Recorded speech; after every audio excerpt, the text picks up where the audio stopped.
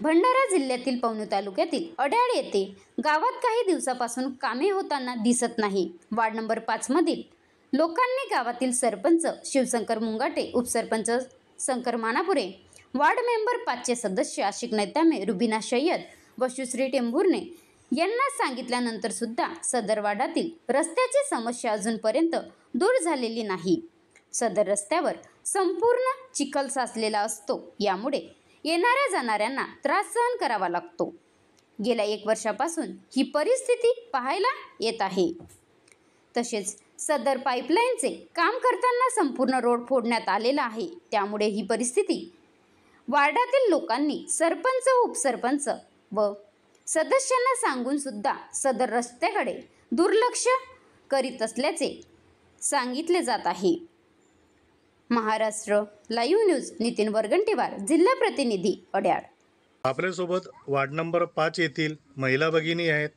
आपण त्यांच्याकडून जाणून घेऊया की त्यांच्या वार्डामध्ये काय समस्या आहे। सांगा ताई, आपलं नाव?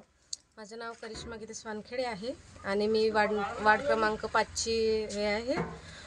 तरी पण आमच्या वार्डाचे आशिक नैतामे, रुबीना सय्यद आणि वसुश्री टेंभुर्णे हे आमच्या वार्डाचे मेंबर आहेत। तरी पण आमच्या ह्या रोडाच्या इकडे लक्ष काही देत नाही आहेत, कारण आमच्या रोडाची हे दशा बघू शकता तुम्ही की कशी काय आहे। म्हणून झाले 1 वर्ष आता ह्या रोडाचं ते काम झालं, नळाची पाईपलाईन वगैरे खुदाई झाली आहे, तरी पण ते मग त्यांनी काही सवारून नाही दिला, काही नाही।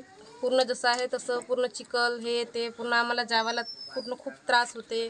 पूर्ण जो बाजारातला आहे एवढा बी काडी कचरा पूर्ण आमच्या इकडे गल्लीमध्ये येत आहे। वार्ड सदस्यांना आपण किती दिवस पहिले सांगितलं होतं? आम्ही आता 1 वर्षापासून झालंय सांगतो, आम्ही नेहमी सांगतो। 8 दिवसानंतर जेव्हा मेंबर लोक भेटतात तेव्हा आम्ही सांगतो, पण ते लोक लक्ष देत नाही। उपसरपंच साहेब आणि सरपंच साहेबांना बी सांगितलं आहे की आमच्या वार्डात गल्लीतली अशी सदस्य आहे, काही आहे म्हणून दाखवून झालं आहे, त्यांना बोलवून झालं आहे, तरी पण ते लक्ष काही देत नाही आहेत आमच्या वार्डाकडे। म्हणजे ग्रामपंचायतच्या कोणत्याही पदाधिकारी आपल्या या समस्येकडे लक्ष आमच्या गल्लीपर्यंत आले, पाहून गेले, पण त्याने लक्ष दिला नाही।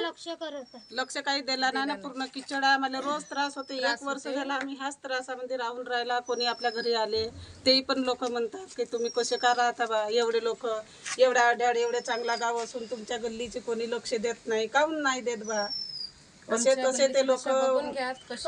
तर वार्ड नंबर 5 येथील महिला भगिनींची अशी मागणी आहे की त्यांनी लवकरात लवकर वार्ड नंबर 5 मध्ये जे ग्रामपंचायत सदस्य आहेत त्यांना सांगूनही त्यांची समस्या दूर झाली नाही। त्यांनी गावातील सरपंच, उपसरपंच यांना पण सांगितलं, पण या वार्ड नंबर 5 ची जी दुर्दशा झाली आहे ती बदलवणार कोण, हा एक खूप मोठा बिकट प्रश्न आहे।